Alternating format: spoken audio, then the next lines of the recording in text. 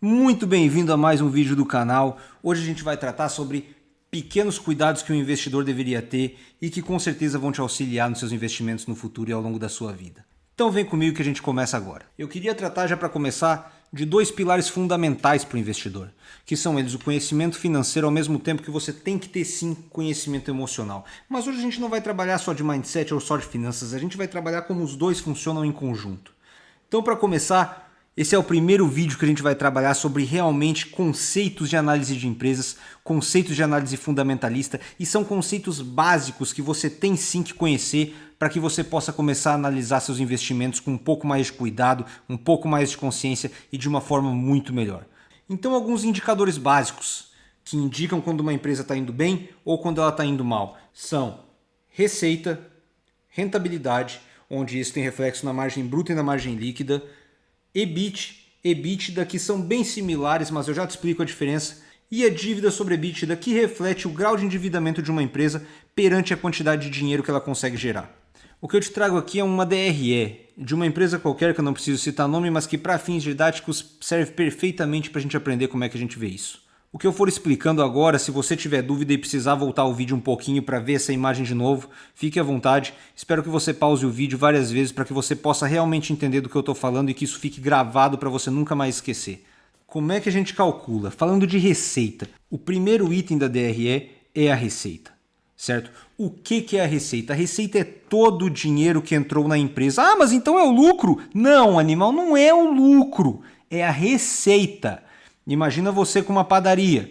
Você vendeu todos os pães, vendeu tudo o que você tinha. Entrou um monte de dinheiro para o caixa da sua empresa, certo? Não, não entrou. Sabe por quê? Porque você tem que pagar seus funcionários, você tem que pagar o custo da farinha, você tem que pagar seus impostos, você tem que pagar, se você pegou algum empréstimo para abrir a padaria, você tem que pagar os juros. Então, receita não é lucro. Receita é todo o dinheiro que entrou na empresa, certo? Depois, o primeiro item que a gente falou sobre rentabilidade se reflete na margem bruta. E como que você chega na margem bruta? Você pega toda a receita que entrou para a empresa e você tira os custos de venda da mercadoria ou do serviço prestado. Tá? Quando você fizer isso, você vai chegar no seu lucro bruto. Bruto, ainda não é o lucro líquido. E deste lucro bruto, você vai ver quanto ele se reflete em relação à receita para você ter então a margem bruta. Como isso? Como você pode ver na imagem, se meu olho não está me enganando, você tem um resultado bruto ali de 8 bi mais ou menos, arredondando. Quanto que é 8 bi em relação aos 13 bi que são a receita? É um númerozinho que está do lado ali, mais ou menos 60%, 60 e qualquer coisa por cento. Essa é sua margem bruta. Isso estamos falando da margem bruta, é assim que você chega nela, é assim que você calcula a margem bruta, que é o primeiro ponto. Depois disso, você vai tirar outras despesas, que são despesas decorrentes ainda da operação. Mas qual que é a diferença? As despesas que foram retiradas da receita para chegar no resultado bruto são despesas decorrentes da venda do produto, ou seja, são custos da venda do produto. E os funcionários, por exemplo, não são custos da venda do produto, são despesas operacionais, mas são despesas que não entram para o cálculo do resultado bruto. Então, quando você está no resultado bruto, você deduz essas despesas operacionais para a gente chegar no que a gente chama de EBITDA. Certo? Que você já deve ter ouvido falar, né? Em português tem um nome meio esquisito, lagida, né? Mas nada mais é do que o lucro antes de impostos, tributos, depreciação e amortização.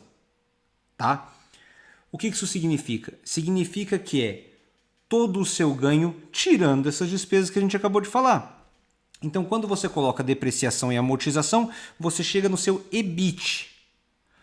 O EBIT é antes de impostos e juros. Tá? A partir do seu EBIT, que na imagem está demonstrado ali no 3.05, onde está escrito resultado antes do resultado financeiro e dos tributos, aquilo é o seu EBIT.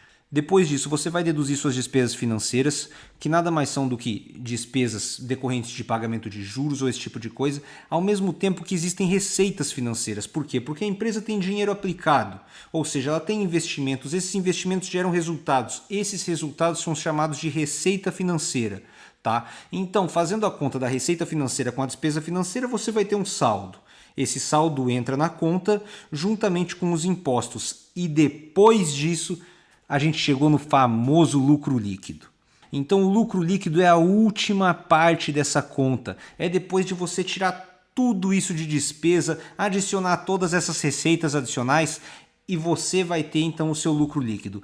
Como que você então calcula a sua margem líquida, que é de novo um indicador de rentabilidade, com o mesmo processo da margem bruta. Você pega o lucro líquido, faz ele enquanto ele representa em cima da receita total da empresa e você vai ter a sua margem líquida, que naquele caso ali é o último ponto da imagem e a sua margem líquida é de 7,15%, se meu olho não está me enganando, ao mesmo tempo que o seu lucro líquido é de cerca aí de 1 bi, arredondando.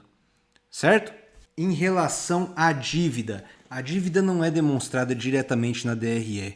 Então você vai ter que ir no site de relacionamento com investidores da empresa que você quer analisar e procurar nos relatórios que ela disponibiliza para você qual que é a dívida total da empresa. Aqui eu trouxe uma imagem de um desses documentos disponibilizados no site de relacionamento dos investidores das lojas Renner. Nessa demonstração, na última linha em negrito, você tem escrito caixa e endividamento líquido. O que a empresa está demonstrando é que ela tem mais caixa do que dívida, enquanto ela demonstra o endividamento bruto, na linha de cima que também está em negrito, onde este endividamento bruto dela reflete todas as dívidas que ela tem.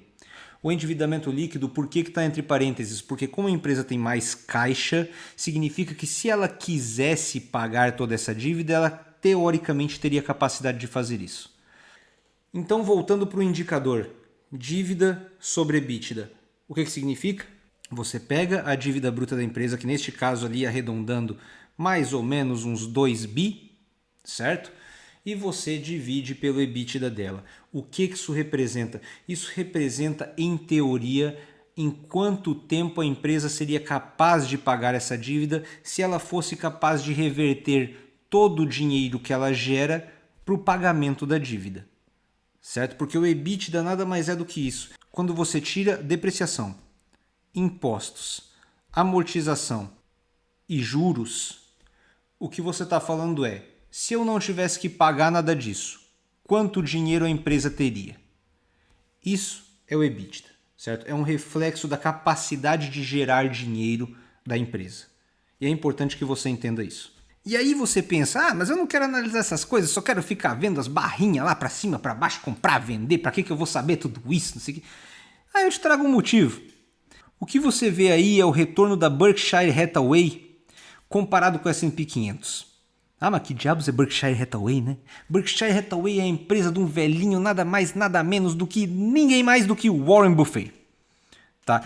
E segundo as palavras, e segundo as crenças dizem, segundo a mitologia e as lendas populares, esse velhinho é um cara que investe em valor.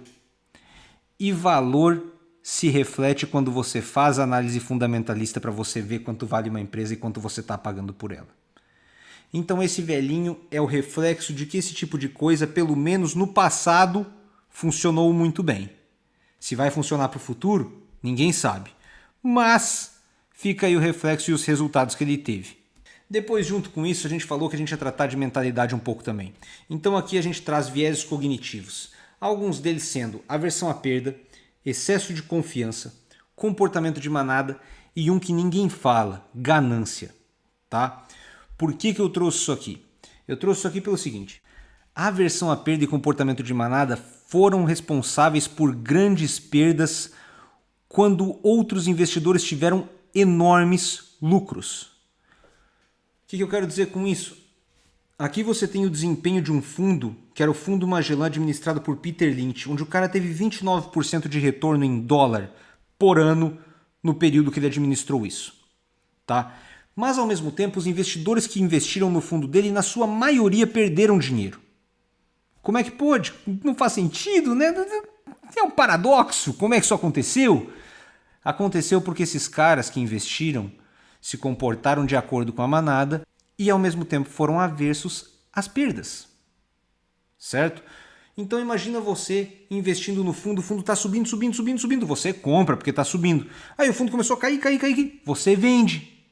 Só que neste comportamento de compra na subida e vende na descida, as pessoas perdem dinheiro.